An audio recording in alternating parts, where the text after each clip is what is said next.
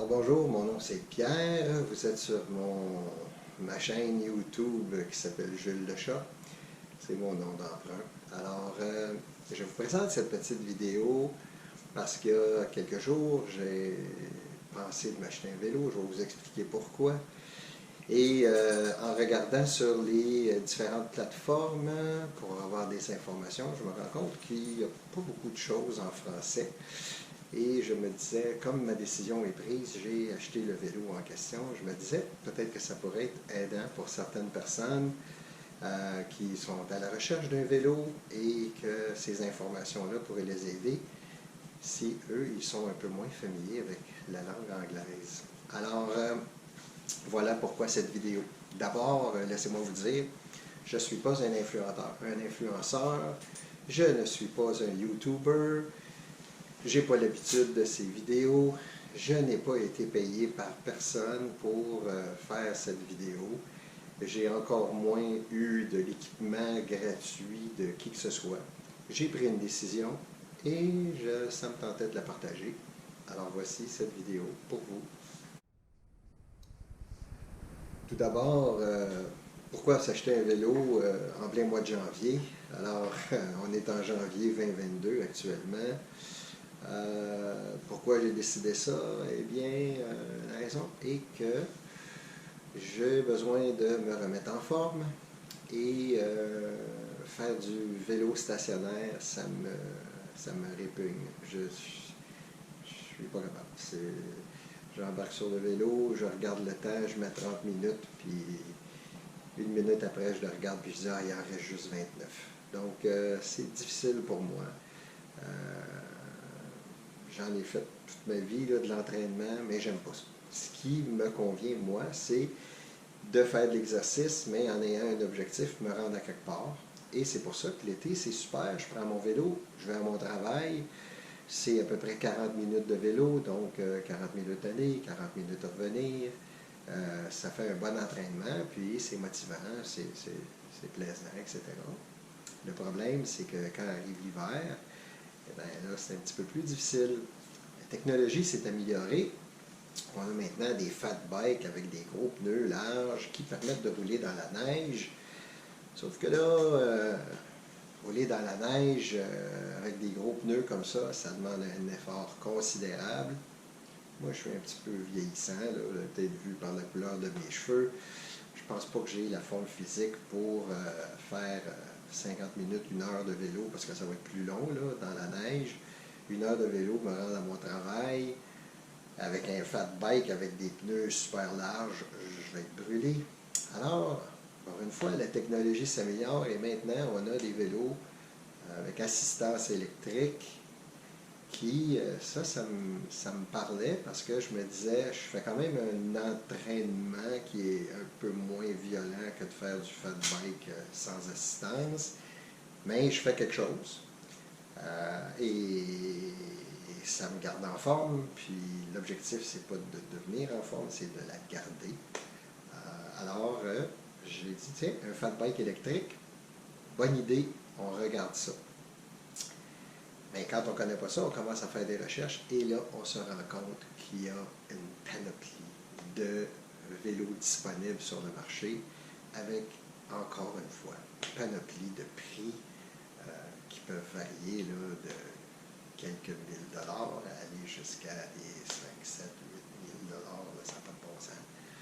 Alors là, on commence à faire du magasinage, mais quand on ne connaît pas ça, pourquoi un est plus cher, pourquoi l'autre est moins cher, qu'est-ce que c'est qui rentre en ligne de compte, quelles sont les raisons qui font, qu'est-ce qui sont nos besoins, il faut aussi évaluer qu'est-ce qui sont nos besoins. Alors, j'ai commencé à regarder ça.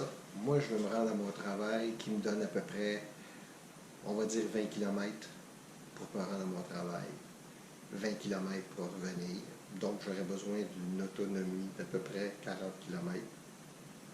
Puis, je peux recharger à mon travail. Donc, si on fait 40 ou 50 km, là, ça devrait être bon. Puis, mon objectif, c'est pas d'aller très vite. Donc, avec un moteur de 500 watts, c'est plus qu'adéquat.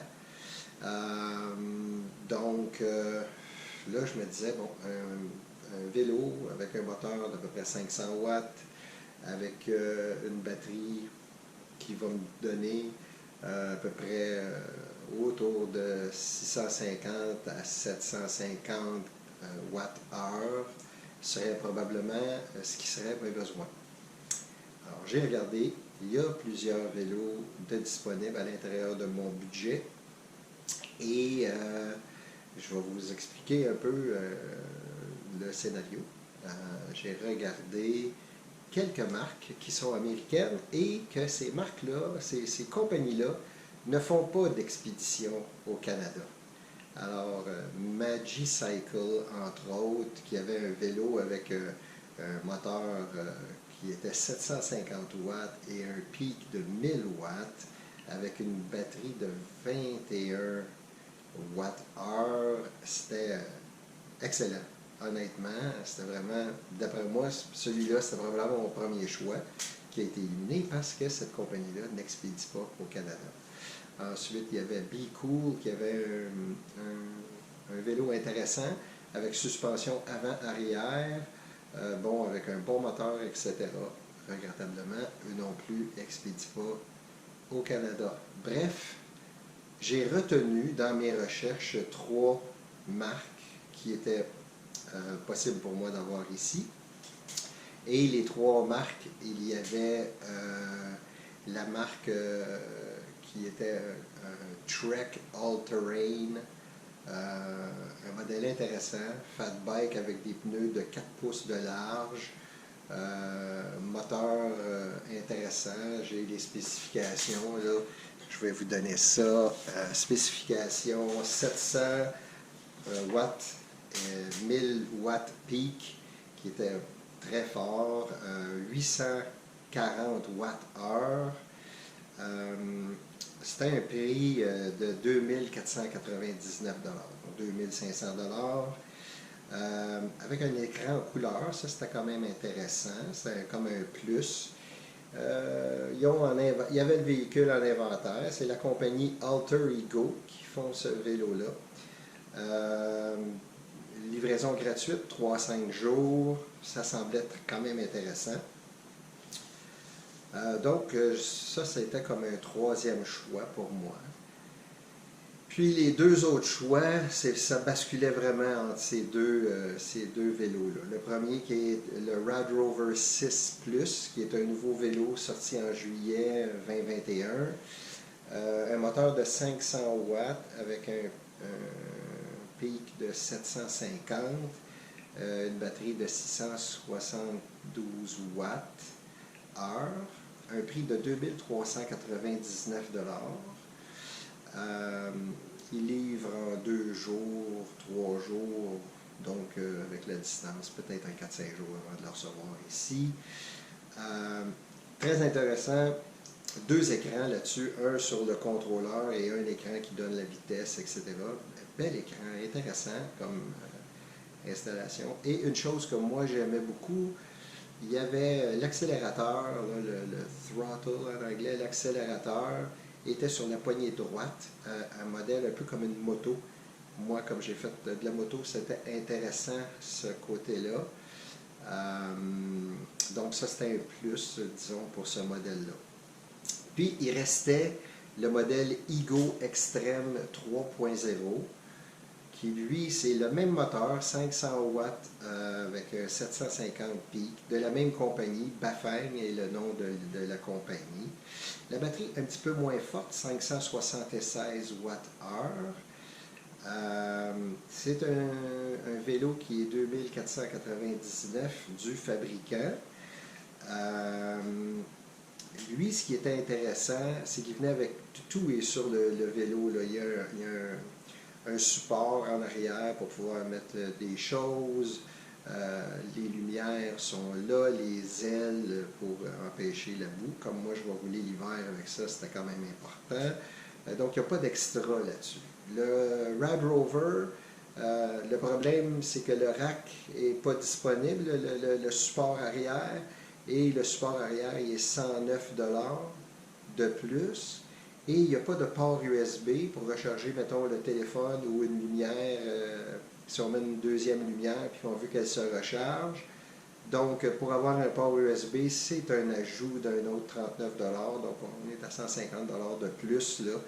Donc, on est rendu à 2550 à peu près pour ce vélo-là. Tandis que l'extrême, lui, le Igo, le support est là, tous les accessoires nécessaires sont là.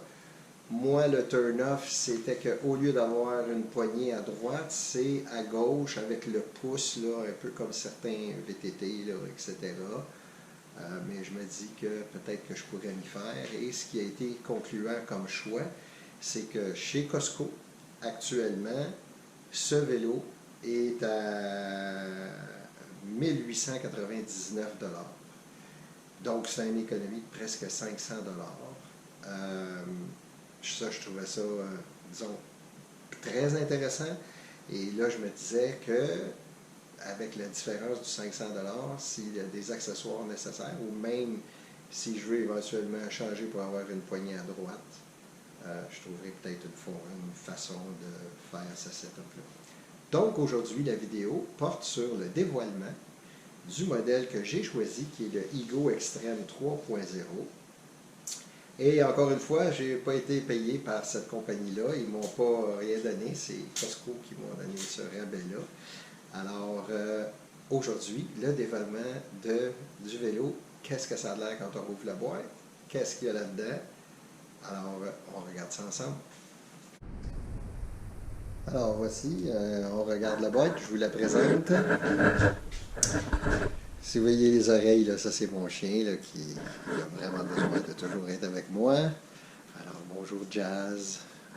On est dans mon garage, désolé pour un petit peu la saleté sur le plancher. Le garage, il sert l'hiver, bien sûr. Alors, voici la boîte Igo. Premier avertissement que je peux vous donner, c'est que c'est très lourd. Ça va être un vélo, on me dit, pèse 73 livres. Donc, c'est très lourd comme vélo.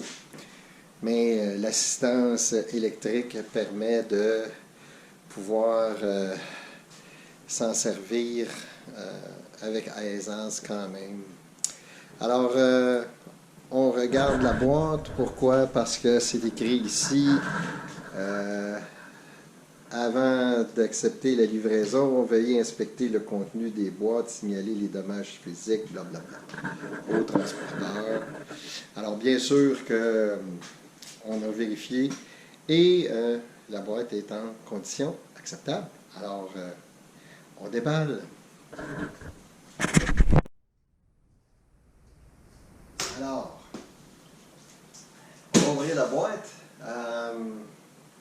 Moi, je vais utiliser un X-Acto. On a besoin d'un petit tournevis aussi tantôt pour enlever les broches. Dans certaines vidéos que j'ai vues, il disait qu'il faut être 2 personnes au moins pour sortir le vélo de là parce qu'il est très lourd. Moi, je vais vous montrer la façon que moi je vais faire ça pour éviter cette situation-là, vu que je suis seul aujourd'hui. Alors, on y va, on démarre.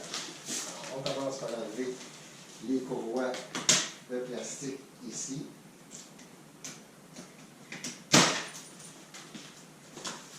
Bon, j'ai eu peur.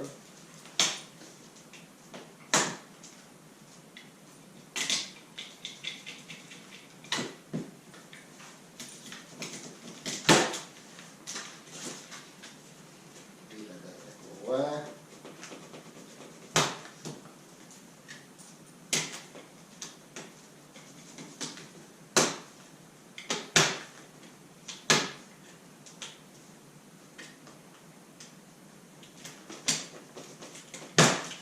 Madame a vu des meilleurs jours. Donc, on enlève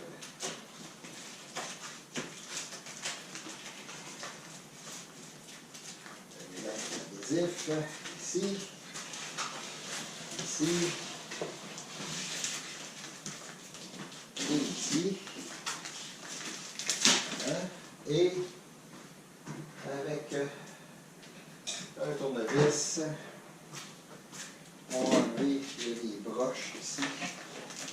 On va enlever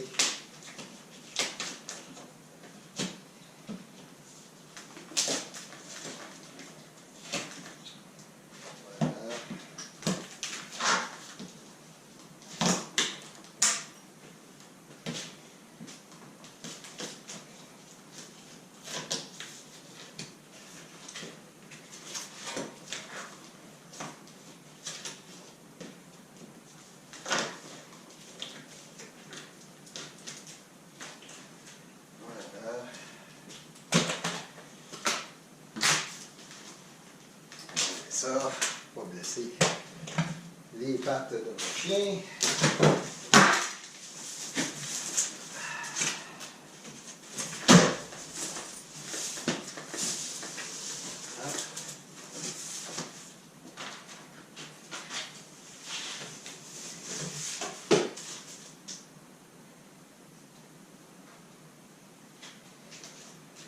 Alors, j'amène ça avec moi pour vous montrer que ici il y a un stop qui nous dit que s'il y a un problème avec le vélo, on ne retourne pas au lieu d'achat, on appelle au numéro de téléphone qui est indiqué.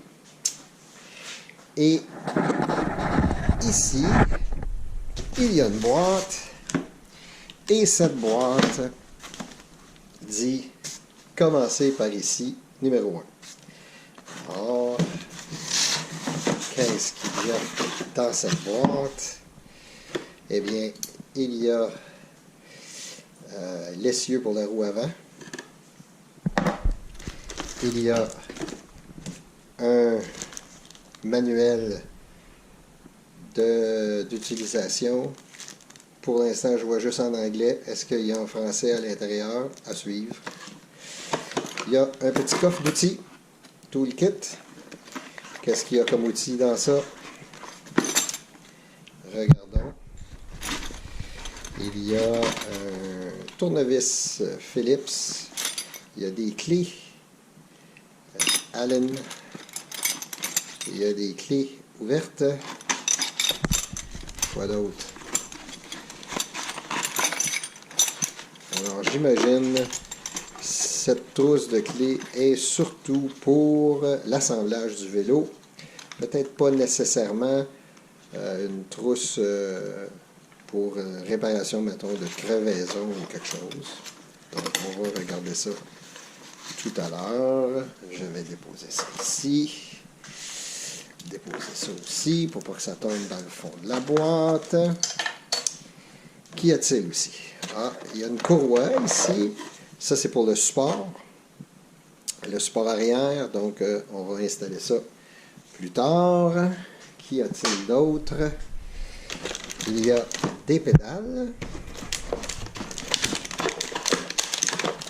Des pédales qui seront à installer. Voilà. Et, ultimement, comme c'est un vélo électrique, le chargeur pour la batterie. Et un petit couvert en plastique, des boulons. On va regarder ça.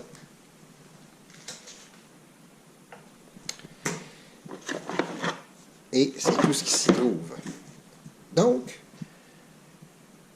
on va faire de la place et on va ouvrir la boîte pour sortir le vélo de son espace.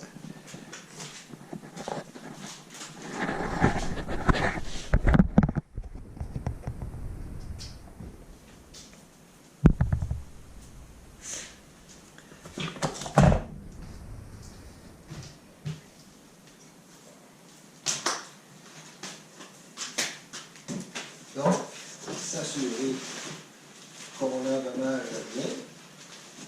Donc, il y a de l'espace, amplement d'espace.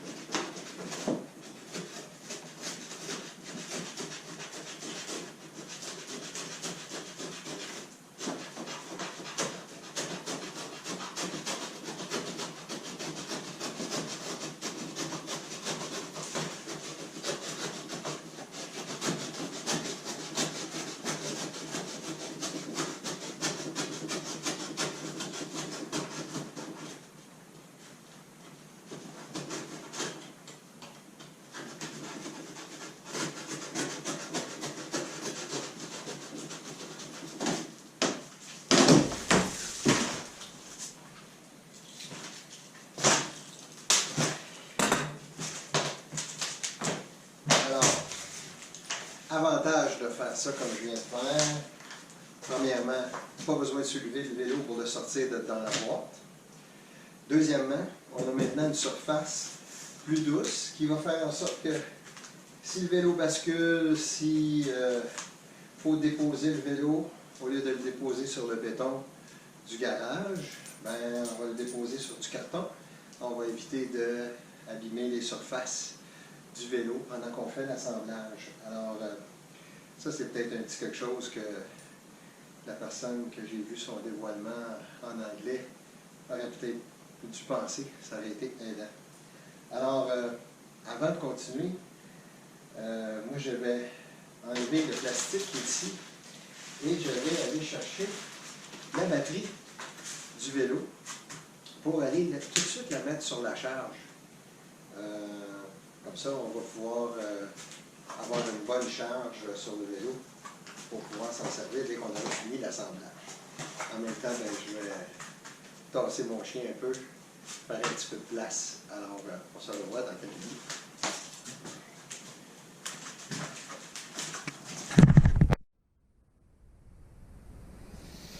Alors, j'ai arrêté le tournage. Pourquoi? Parce que quand j'ai commencé à vouloir assembler, j'ai pensé que sur le site de Ego, il y a vidéo en français comme en anglais pour le montage du vélo. Alors, je l'ai monté sans filmer parce que ça me permettait de me concentrer sur l'assemblage en fait. Et le vélo est assemblé, alors je vais vous le montrer. C'est une très belle machine, je vous le dis. Je vous montre le produit fini. Alors, voici la machine. Donc, Ego Extreme 3.0. Moteur arrière. On voit la marque Bafang. 8 vitesses. Sélectionné ici. Avec ici le contrôleur. Lumière avant. On voit que c'est quand même une lumière LED. Pas sûr que c'est super éclairant pour rouler à la noirceur, mais pour le jour, ça va être plus que suffisant. Lumière arrière, mais qui n'est pas une lumière à frein. Juste lumière. Donc, certaines marques de vélos, lorsqu'on applique les freins, la lumière devient plus intense, mais pas sur ce modèle. Ensuite, bien, pour que l'accélérateur fonctionne ici, il faut que le vélo soit en pedal assist. Je vais vous montrer. On pèse sur le plus. On voit la petite pédale qui allume ici, puis il est niveau 1. Donc, bien sûr que là, je ne pèserai pas sur l'accélérateur parce que le vélo va avancer. Mais pour vous donner une idée, qu'est-ce que ça donne? Regardez la roue arrière. Attendez juste un petit instant. Voilà. Et je vais soulever la roue. Et on pèse sur l'accélérateur. Et on voit que avec l'accélérateur, on pourra faire avancer le vélo. Une chose que je ne suis pas certain, c'est la selle. Je ne suis pas certain du confort de cette selle, mais j'ai économisé 500 $ en achetant ce vélo. Donc, je me dis que, au pire, allez, on la remplacera par quelque chose de plus confortable. On va éteindre les lumières. On va éteindre le contrôleur. Voilà. Le seul défaut de tout le vélo, il y a une minuscule égratignure ici. C'est la seule place que j'ai vu quelque chose. Et on s'entend que je ne retournerai pas le vélo pour ça. Alors, je suis très satisfait. Je vais mettre la batterie sur la charge parce qu'on est déjà au niveau 3, donc on va lui donner une petite charge. Puis, on va aller l'essayer. Juste un petit tour de bloc. Je n'installerai pas ma GoPro pour faire ça. Par contre, si ce n'est pas demain, au pire, aller, ça va être après-demain.